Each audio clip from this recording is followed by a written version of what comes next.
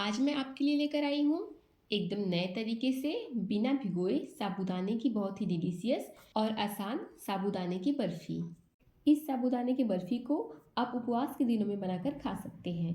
हालांकि इसका आनंद लेने के लिए आपको उपवास करने की ज़रूरत नहीं है।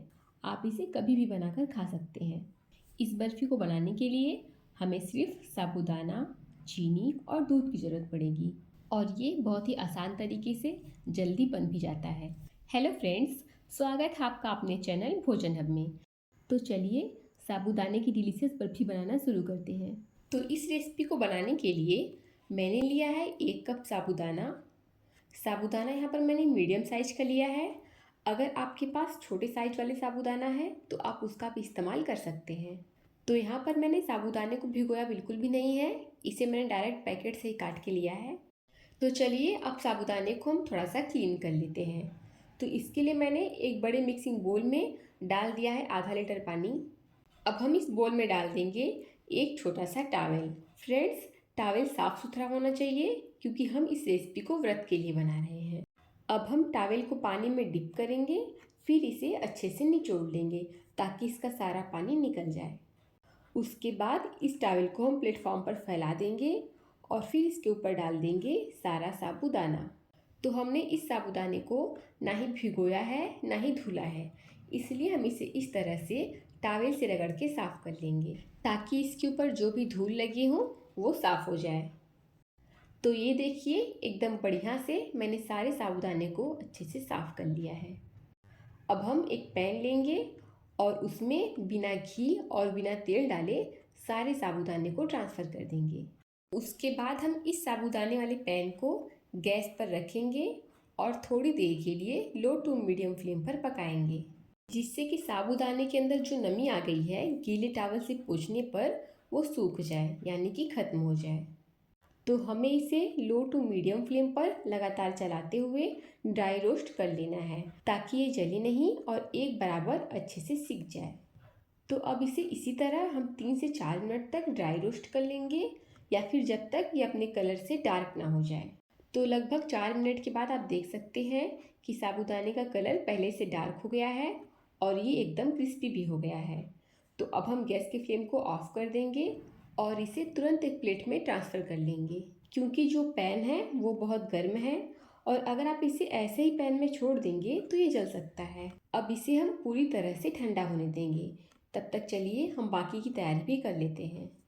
अब यहाँ पर मैंने एक मिक्सिंग बोल में 2 कप दूध ले लिया है, साथ ही 4 टेबल स्पून दूध की मलाई, जिसे मैंने बढ़िया से फेंट लिया है। अब मलाई को हम दूध में डालेंगे और इन दोनों को अच्छे से मिक्स कर लेंगे। इस रेसिपी में खोया या मावा वाला टेस्ट देने के लिए मैं इसमें ऐड करूँगी मिल्क पाउडर। आप चाहें तो बिना मिल्क पाउडर के भी इसे बना सकते हैं, लेकिन जब आप इसमें मिल्क पाउडर डालेंगे तो आपको पता ही नहीं चलेगा कि ये साबूदाने से बना हुआ बर्फ़ी है। बिल्कुल खोए की बर्फ़ी की तरह ही इसका टेस्ट और टेक्सचर दोनों आएगा।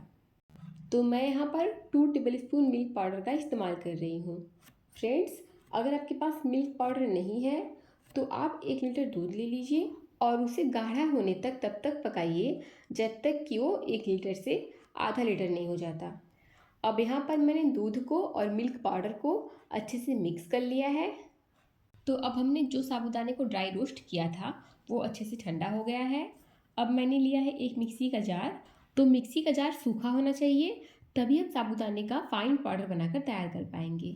अब हम सारे साबूदाने को मिक्सी के जार में डाल देंगे और इसका फाइन पाउडर बनाकर तैयार कर लेंगे।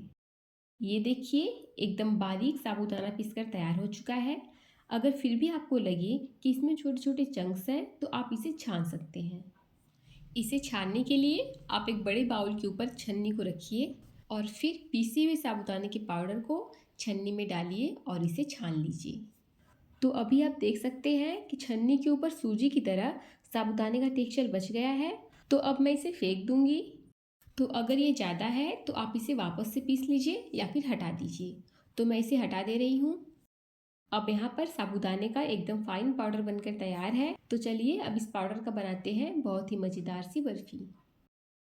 बर्फ़ी को बनाने के लिए मैंने गैस पर एक भारी तली वाली कढ़ाई को रख दिया है। अब हम कढ़ाई में बिना घी या बिना तेल डाले इसमें डाल देंगे दूध वाला मिक्सचर। अब हम दूध को लगातार चलाते हुए एक उबाल आने देंगे। जैसे दूध में एक उबाल आ जाएगा, हम गैस के फ्लेम को लो टू मीडियम कर देंगे और इसे हम आधा होने तक पकाएंगे। हमने इसमें मलाई और मिल्क पाउडर डाला था, जिससे कि दूध बहुत जल्दी गाढ़ा हो जाएगा। जैसे ही हम इसे 2 से 3 मिनट तक पका लेंगे, फिर हम इसमें डाल देंगे चीनी। तो यहाँ पर मैं 1 कप चीनी का इस्तेमाल कर रही हूँ, क्योंकि साबूदाने का अपना कोई मिठास नहीं होता है, इसीलिए थोड़ा सा चीनी हमें ज़्यादा डालना होगा। अगर आपको बहुत मीठा पसंद है तो आप चीनी को और बढ़ा सकते हैं। तो अब चीनी के पिघलने तक हम इसे लगातार चलाते रहेंगे और देख सकते हैं चीनी अच्छे से घुल चुका है। अब हम गैस के फ्लेम को लो कर देंगे और फिर इसमें डाल देंगे साबूदाने का पाउडर। उसके बाद साबूदाने के पाउडर और दूध को लो फ्लेम पर बढ़िया से मिला लेंगे।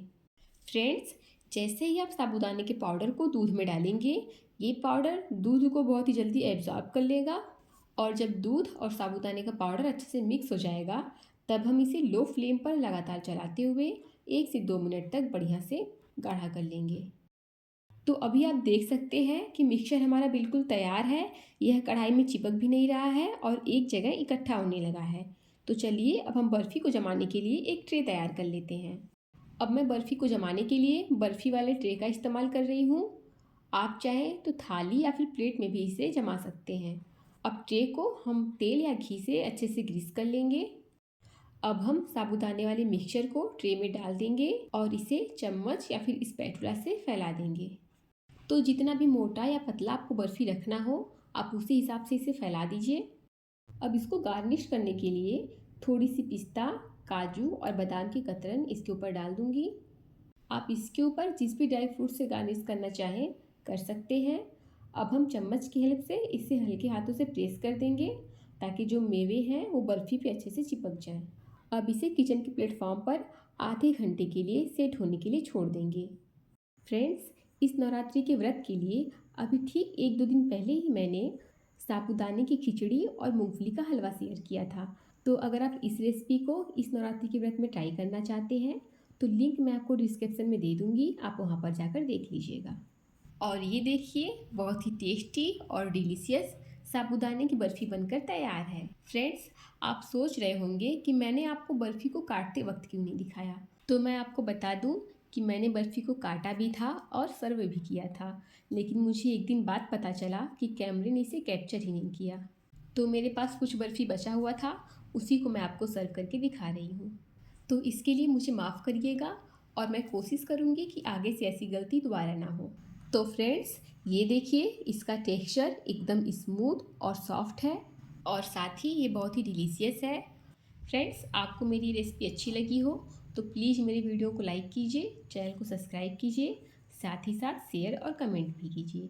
मिलते हैं आने वाली वीडियो में, तब तक के लिए थैंक यू।